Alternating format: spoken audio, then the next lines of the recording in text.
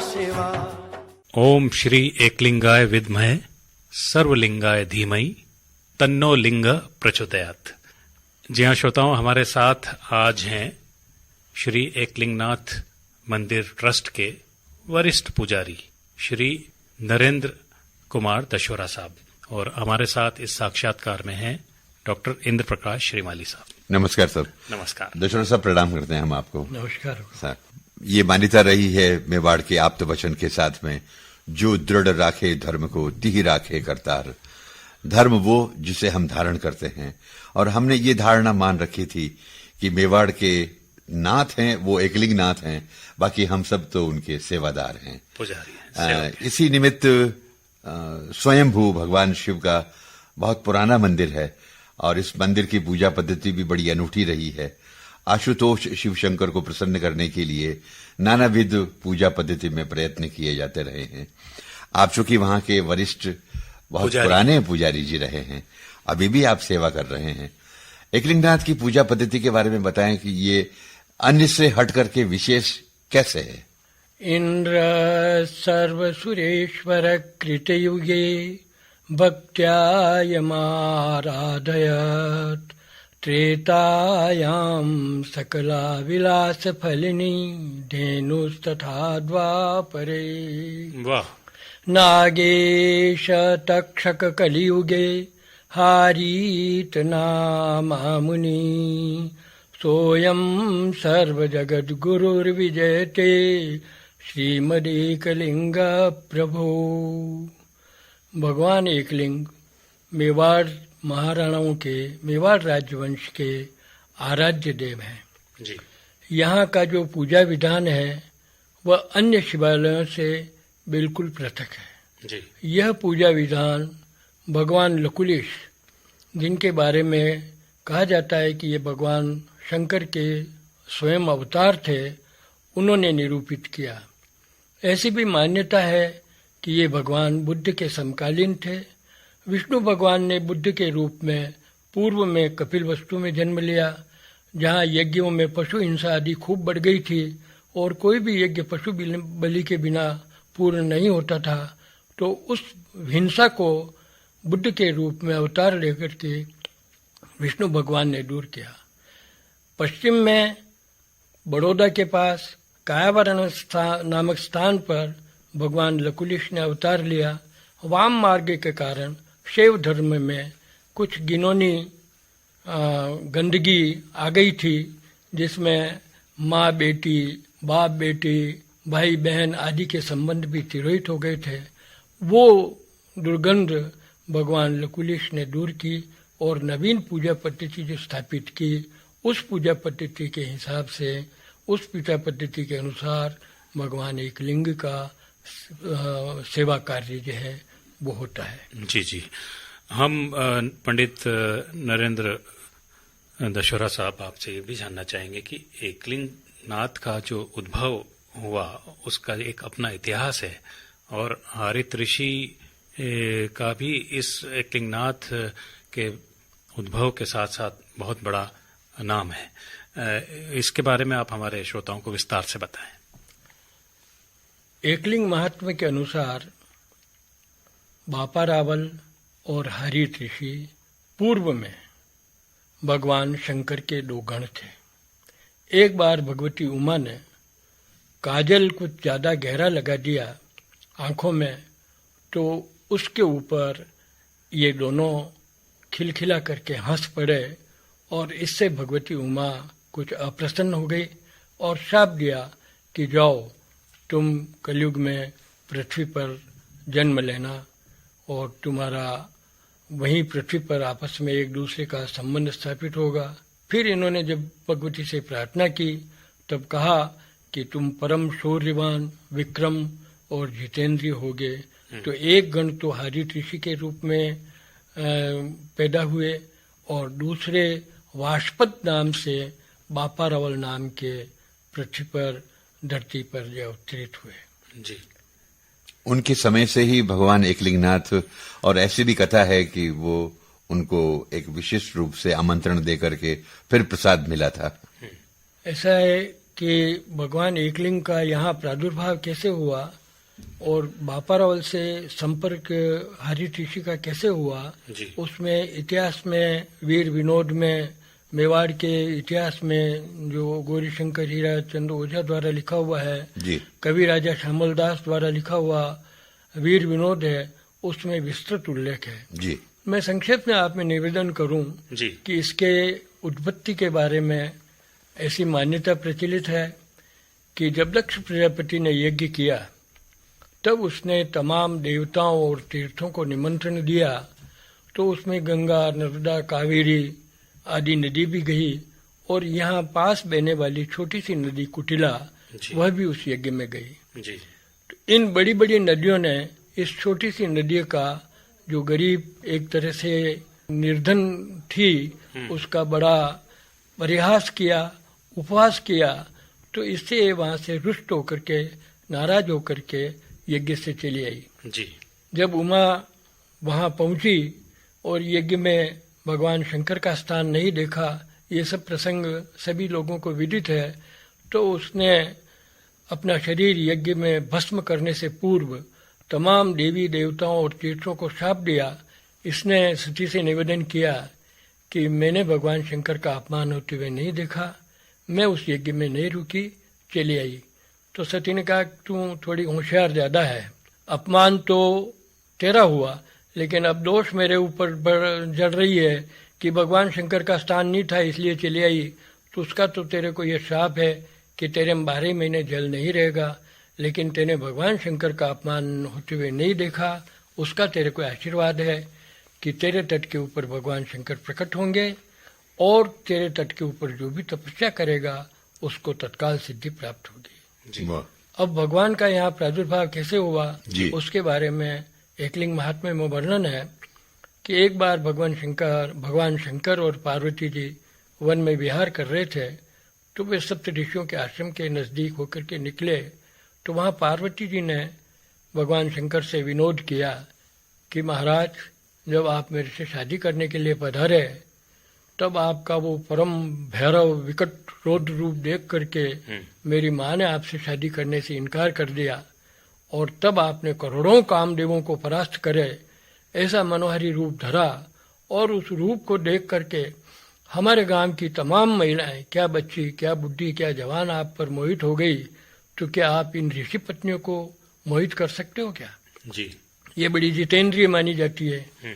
भगवान ने कहा देखो, और भगवान ने वैसी छवि धारण की तो ऋषि पत्नी अपलक भगवान को निहारती रही।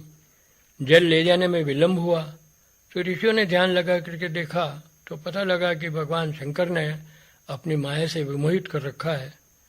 तो ऋषियों ने क्रोध से शाप दिया भगवान का लिंग पात हो जाए, और जैसे ही उन्होंने शाप दिया लिंग टूट के पृथ्वी पर गिर पड़ा। भूचाल जैसी स्थिति आई, पृथ्वी ने उसका पूजन करके पाताल में भेज दिया कि आप जैसे अतिथि को मैं नहीं रख सकती। पाताल में गया तो पाताल ने भी उसका पूजन करके कहा कि आपको तो हम नहीं रख सकते। लिंग जहाँ जहाँ जाए वहाँ वहाँ उसका पूजन करके उसको आगे आगे आगे भेजते रहे। तो असमय में प्रलय की स्थिति आने की हो गई। सभी देवता बृहस्पति जी के पास गए, कब क्या होगा जी। तो बृहस्पति जी ने कहा कि कुटिला को जो सती ने वरदान दिया है उसके चरितार्थ होने का समय आया है, कामधेनु को पृथ्वी पर भेजो, वो जहाँ अपना दूध टपकाएगी वहां से लिंग ऊपर आएगा। तो कुटिला के इस स्थान के ऊपर आकर के अभी जहाँ भगवान का मंदिर है, एकलिंगनाथ का मंदिर है, वहां आकर के गाय ने कामधेनु ने दूध टपकाना शुरू किया। जो जो दूध जमीन में जाता रहा त्यों त्यों लिंग ऊपर आता रहा। ऊपर आने के बाद भी वो तो चारों दिशाओं में डोलायमान। तो उसको स्थिर करने के लिए चारों देवताओं ने, ब्रह्मा, विष्णु, शंकर और सूर्य ने अपनी पीठ लगा करके मध्य में लिंग को स्थिर किया। इससे इनका नाम एक लिंग पड़ा जी। और सामने जो पश्चिम द्वार से अपन दर्शन करते हैं वो भगवान के ब्रह्मा का मुंह है, उल्टे हाथ की तरफ विष्णु का है, सीधे हाथ की तरफ शंकर का है, और ब्रह्मा के मुंह के ठीक पीछे सूर्य का मुखारबिंद है। इस तरह से यहाँ इन चारों देवताओं की और भगवान शंकर की समग्र रूप से पूजन होती है। यानी ये ऐसा शिवलिंग है जो पंचमुखी शिवलिंग है, 4 मुंह है और एक लिंग है। एक लिंग है। हाँ, संभवतः ये भगवान शिव की लिंग पूजा का संदर्भ आपने जो बताया वो यही है। हाँ जी जी, यही है जी। दशहरा साहब, हम आपसे ये भी जानना चाहेंगे कि अधिकांश जो ज्योतिर्लिंग हैं वो नदी के तट पर है जी। और हमारे यहाँ पर जो एकलिंगनाथ का मंदिर है उसके पीछे भी एक सरोवर है, उस सरोवर के बारे में कुछ बताएंगे? ऐसा है कि ये कुटिला नदी का एक मुंह है, तो जो रोड के किनारे है, बागेला झील से जाना जाता है। कुटिला का एक मुंह तो वो यहाँ बांध रखा है, और दूसरा मुंह जिसे इंद्र सरोवर के नाम से कहते हैं, ये दोनों नाले यहाँ आकर के इकट्ठे होते थे, और यहीं से इस कुटिला नदी का जो है उद्गम माना गया है। यहीं से उसका उद्गम होता था। जी जी। तो ये जो जलाशय हैं, क्या पूजा पद्धति के हिसाब से पहले वहां पर स्नान ध्यान करने के बाद फिर शिव जी के पास दर्शन के लिए जाना चाहिए? आपकी क्या मान्यता है वैसे? ऐसा है कि किसी भी देवालय में हम जाएं तो तन मन से पवित्र होकर के जाना सर्वोत्तम होता है, और वही शुभ फल देने वाला होता है। जी जी जी जी। तो स्नान करके तो जाना ही पड़ता है ये। और यहाँ की जो पूजा पद्धति है उसमें तो स्नान का विशेष महत्व है जी, कि कोई भी व्यक्ति बिना स्नान किए, बिना शुद्ध हुए मंदिर में प्रवेश नहीं कर सकता जी। तो इसलिए स्नान करके ही जाना पड़ता है जी। और पूर्व में जो पुजारी वृंद थे वो इंद्र सरोवर में स्नान करके फिर मंदिर में प्रवेश करते थे जी। लेकिन वर्तमान में जी महाराणा साहब ने सुविधा उपलब्ध करा दी है जी, तो इसलिए मंदिर में स्नान ध्यान करते हैं। जी जी जी। जी हाँ श्रोताओं, हमारे साथ हैं वरिष्ठ पुजारी श्री नरेंद्र कुमार दशोरा साहब। आप श्री एकलिंग जी मंदिर से हमारे बीच आज इस बातचीत के लिए पधारे हैं। हम एक प्यारा सा शेर दशोरा साहब आपको डेडिकेट करना चाहेंगे, आपको सुनाना चाहेंगे, और वो शेर है कि बार बार मत सहरा दे, देना है तो दरिया दे, तेरी नजरों से ही देखूं ऐसा कोई नजरिया दे, और धोने हैं कुछ पाप मुझे, गंगा सी एक नदिया दे। आपने कुटिला नदी के बारे में, इंद्र सरोवर के बारे में विशेष रूप से हमारे श्रोताओं को उसके महत्व के बारे में बताया। हमें ये पता चला है नरेंद्र कुमार जी दशोरा साहब कि आप जो एकलिंग जी की जो चारों प्रहर जो पूजा पद्धति है उसके बारे में भी जानते हैं। आप बताएंगे कि क्या समय है, सर्दी में क्या समय रहता है, गर्मियों में क्या समय रहता है, किस तरह ये समय में परिवर्तन होता है, और जब श्री एकलिंगनाथ जिसे महाशिवरात्रि कहते हैं, और क्या उस दिन कोई विशेष पूजा अर्चना होती है? ऐसा है कि यह शिवालय संसार में एकमात्र ऐसा है जो समय से खुलता है और समय से बंद होता है। यहाँ त्रिकाल पूजा होती है। प्रातःकाल ऋतु के अनुसार थोड़ा परिवर्तन हो जाता है। ग्रीष्म ऋतु में 4 बजे से 6:30 बजे तक, और शीत ऋतु में 4:30 बजे से 7 बजे तक पूजन अर्चन होता है। मध्याह्न की पूजा 10:30 बजे से लगा करके 1:30 बजे तक नियमित रूप से होती है, और सायंकाल की पूजा में भी ऋतु के अनुसार थोड़ा परिवर्तन हो जाता है।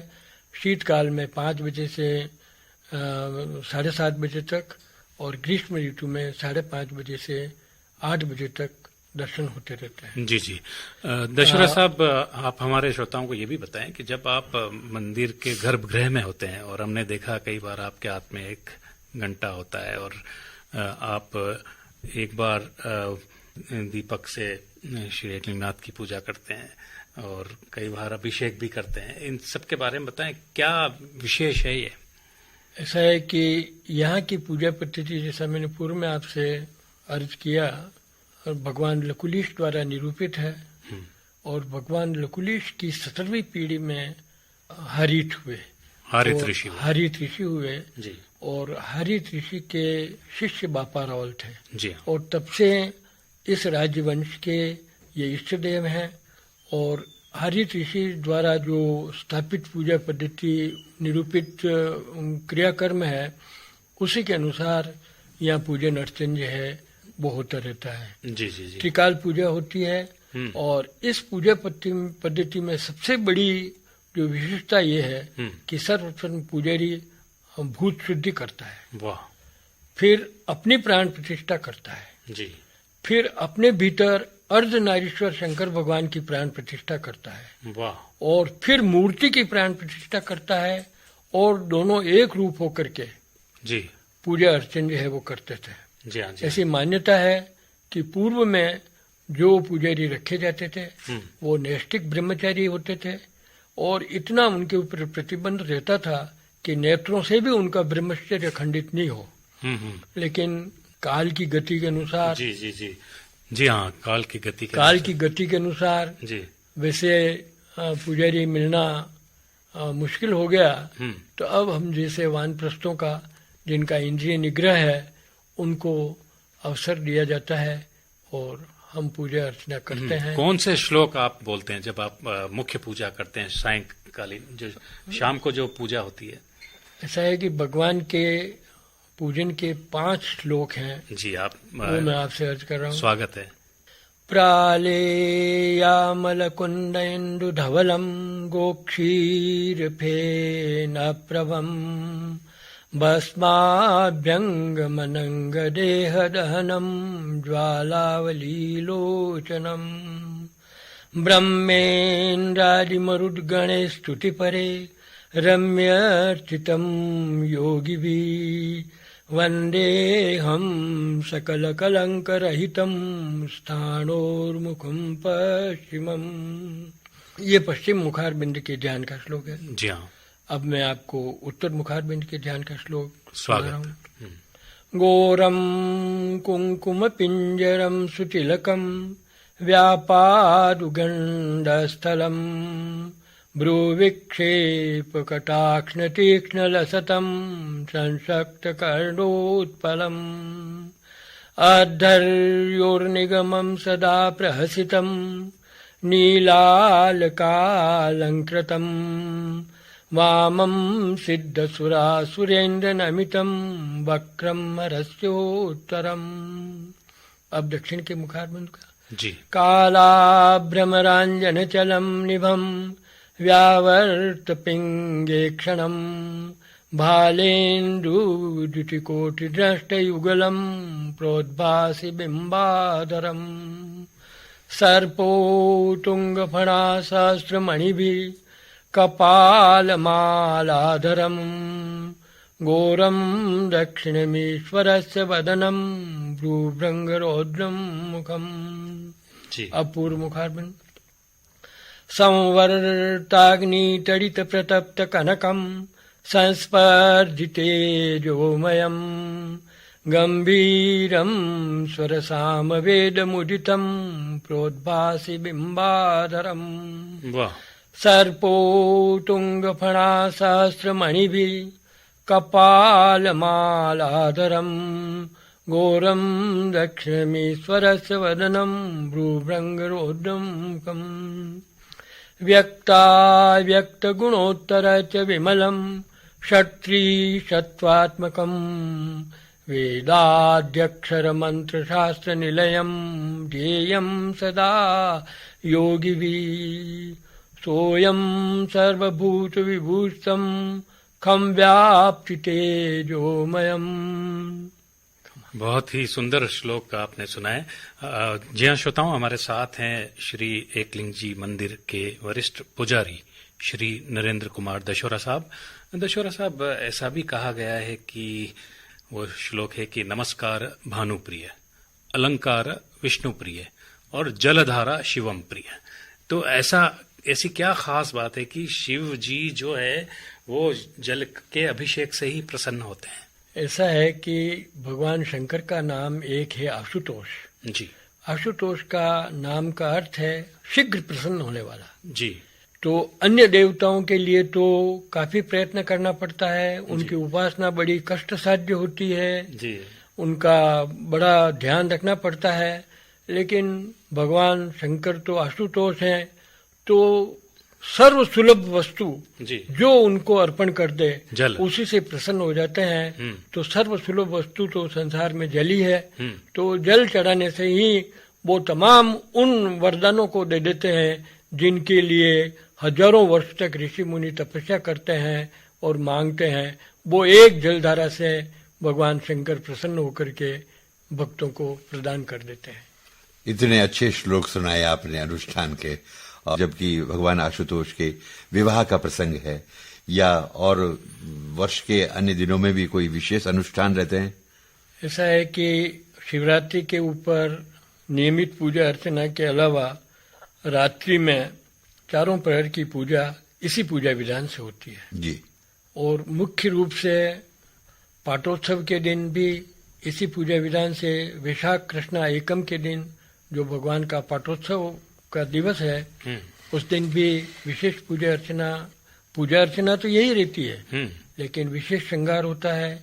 महाराणा साहब की तरफ से हीरे और क्या नाग, हीरे की जलहरी वो आती है, वो भगवान को धारण कराई जाती है। बीच में एक प्रसंग ऐसा आया था कि जो मुख्य शिवलिंग था आतताइयों के बचाव के निमित्त उसे इंद्र सरोवर में छिपा दिया, फिर वो शिवलिंग मिल नहीं पाया तो फिर दूसरे शिवलिंग की स्थापना की गई।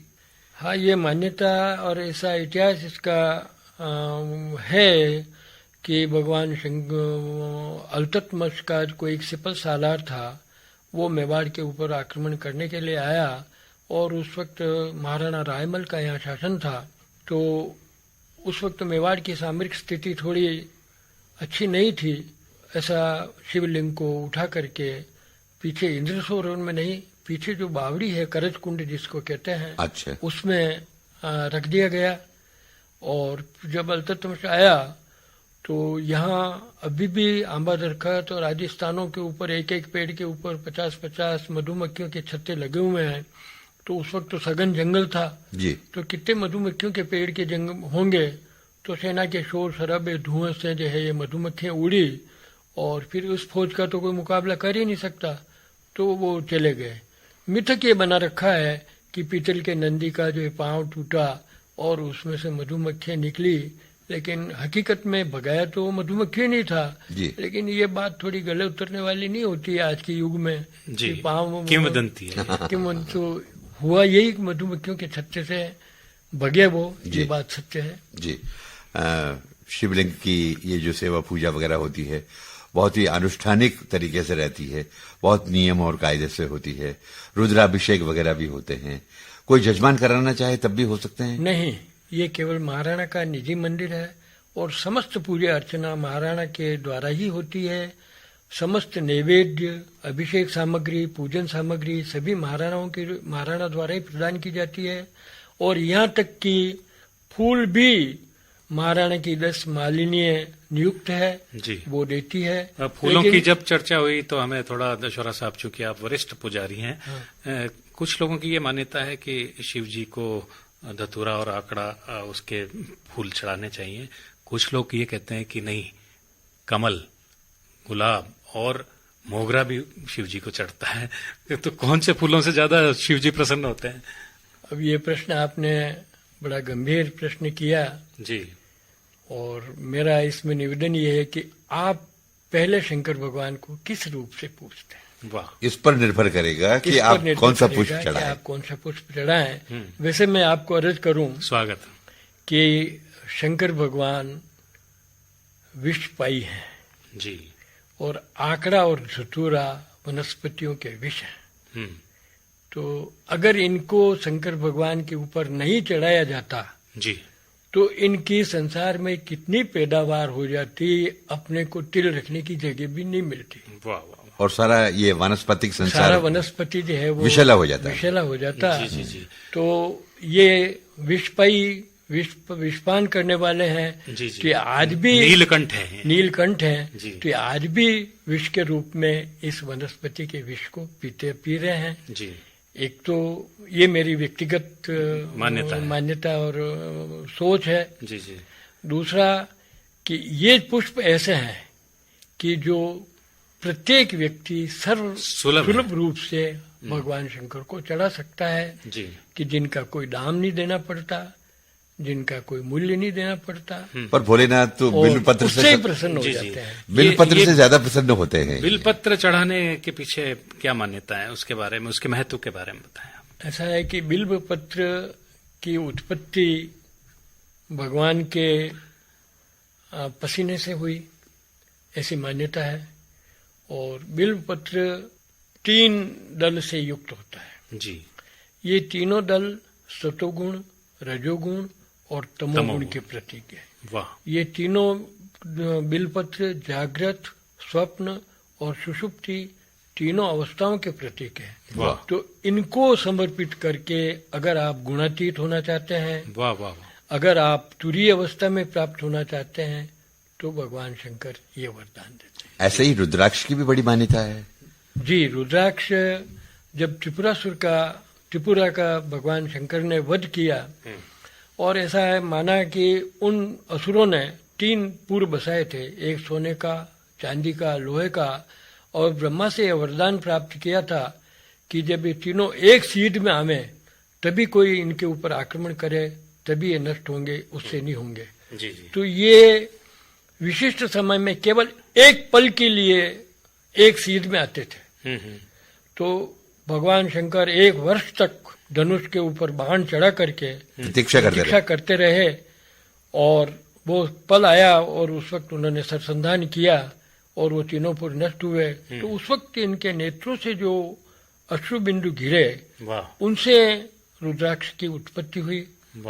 और रुद्राक्ष की जो है माला इसलिए शंकर भगवान को प्रिय है। जी जी जी। वैसे आप सभी जानते हैं रुद्राक्ष का औषधीय गुण तो सबको विदित है। जी जी जी। गुरुदेव, आप कुछ साहित्य सृजन भी करते हैं क्या? हाँ, ऐसा है कि कुछ मनोरंजन के लिए, कुछ स्वांत सुखाय के लिए, जी हाँ जी, कुछ समाज चलते चलते हम चाहेंगे कि कुछ आपने जो सृजन किया है, एक हमें पता चला है कि आपने दहेज पर बहुत अच्छी पंक्तियां लिखी। बतौर वानगी सुनाए। जी, वानगी सुनाए। जो समाज में ये एक दुर्गंध कहिए, विकृति या बहुत ही मतलब जो है आसुरी वृत्ति जो पनप गई है, और जब जब इसके ऊपर सुना, अखबारों में पढ़ा, तब मन बड़ा विचलित हुआ। जी हाँ, जी हाँ। और 2-3 पंक्तियां लिखी। हाँ, चंद वो आपसे पंक्तियां अर्ज कर रहा हूँ। स्वागत है आपका। अरे ये कैसा पेड़ बोया, जिसे देख कबीरा रोया। वाह। अरे ये कैसा पेड़ बोया, धरती की बेटी जब डोली में बैठी, तब किसे पता था पड़ेगा फांसी का फंदा या फटेगी टंकी स्टोव की। वर खरीदने बाबुल ने जीवन धन सब खोया। अरे ये कैसा पेड़ बोया। अरे ओ ऋषि मुनियों की कन्याओं, अरे ओ ऋषि मुनियों की कन्याओं, एकाध तो त्रिजटा बन जाओ। त्रिजटा राक्षसी थी जिसने सीता को धैर्य बंधाया था। एकाध तो त्रिजटा बन जाओ, इस धरती को धैर्य बंधाओ, धरती की बेटी को धैर्य बंधाओ। क्यों दुश्मन तुम अपनी जाति की, हो रही हो आत्मघाती भी। कब जाएगा तुम्हारा ये पाप धोया। अरे ये कैसा पेड़ बोया, जिसे देख कबीरा रोया। वाह वाह, जिसे देख कबीरा रोया। बहुत सुंदर रचना आपने सुनाई। गुरुजी, आप मेवाड़ के सपूत हैं। मेवाड़ी भाषा में भी आपने कुछ रचनाएं की है क्या? मेवाड़ में भी दो चार पंक्तियां लिखी है, कविताएं, उनकी भी थोड़ी पंक्तियां आपसे एक नमूना बतौर। झूठ मूठ रा माठ में क्यों थे मरो हो, रंग नी चढ़ावता हमें तो क्यों हाथ भरो हो। वाह वाह वाह वाह। झूठ मूठ रा माठ में क्यों थे मरो हो, रंग नी चढ़ावता हमें तो क्यों हाथ भरो हो। आकारा आंदा ने हियारा फूटा, ज्ञान रा धणीन अकल रा खूटा। मन रा अन्यायीन वचनारा झूठा, आकारा हातारा पगारा पांगड़ा न हातारा टूटा। असा तो मनका ने लारे लेने फरो हो, रंग नी चढ़ावता हवे तो हाथ क्यों भरो हो। वाह वाह वाह वाह। तो हीमता हीमता ही इज्जत री चादर फाट गई। हीमता हीमता ही इज्जत री चादर फाट गई। वांद्रा न्याव सागे मनक्यारी बुद्धि नाट गई। वांद्रा न्याव सागे मनकारी बुद्धि नाट गई, मनक्यारी बुद्धि नाट गई। बहुत अच्छी रचना सुना आप। विकास री बाड़ी ने भ्रष्टाचार री उड़ी चाट गई, और प्रेम री हरी भरी वेल ने राजनीति री कूट काट गई। फिर था माने हमें यो कई नाटक करो हो, वाह, वाह। अरे रंग नहीं चढ़ाता में तो क्यों हाथ भरो हो। वाह वाह। बहुत सुंदर और बड़ी अच्छी रचना आपने सुनाई नरेंद्र कुमार जी दशोरा साहब। आप प्रभु आशुतोष भगवान शिव जी एकलिंगनाथ के वरिष्ठ पुजारी की हैसियत से आज आपने एकलिंगनाथ महात्म्य के बारे में जानकारी दी, अपनी रचनाओं और सृजन के बारे में भी बताया। हम सब भगवान शिव से ये अनुरोध और प्रार्थना और वंदना करते हैं कि संसार में चहुं और शांति का साम्राज्य रहे और एक करुणा का वातावरण बना रहे। आध्यात्म के माध्यम से हम सुख और शांति प्राप्त करें और हमारे देश का नाम बहुत उज्जवल रूप में स्थापित हो।